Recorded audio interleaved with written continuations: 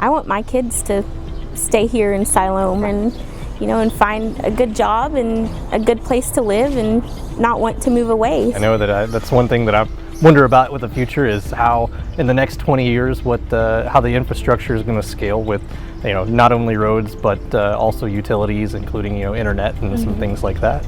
Yes, and we're going to grow.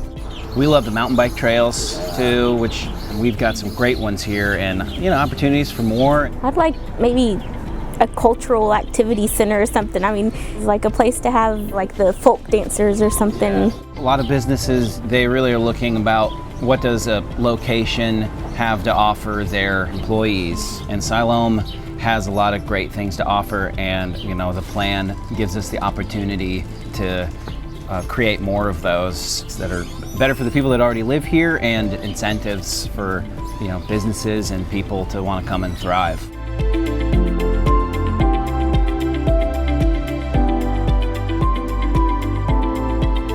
So the best part about Siloam Springs is the people. I have not experienced the amount of passion for a town as much as I have here in Siloam Springs. So we want people to invoke that passion and come out to these community meetings and get engaged into the process. If you can't come be present physically at the community meeting, there will be ways for you to do so virtually, and we'll get that information out as well.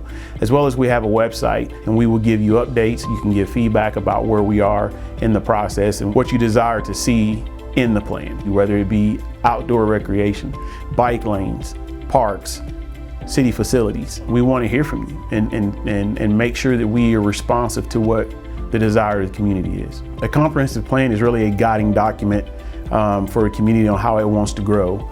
Its visions and its goals, all are going to be set into this plan. The plan is called Siloam Springs 2040, so it's the next 15 to 20 years of how we're going to grow and develop. So we really want to be engaged with the community and hear from them on what their priorities are. Oftentimes some of the best feedback comes from these public meetings because we engage our community at a level that is a little bit more intimate and they're more relaxed, and we found out information as a city that we normally wouldn't hear on a day-to-day basis. Sometimes when people hear economic development, they think of large factories and smokestacks. Those are important, but also we're talking small business and where does the housing go?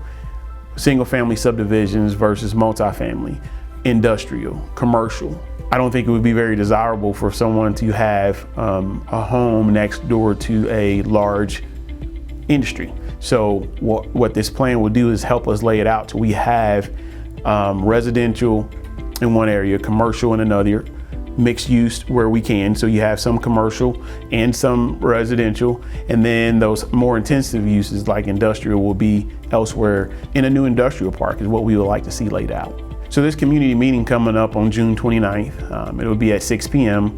and it'll be at the community building in downtown Siloam Springs. You'll see banners around the area and they'll say, decide your future, because that is basically what we're asking people to do. Come get engaged and help us decide the future of Siloam Springs. Su opinión es importante. Ayude a decidir el futuro de Siloam Springs.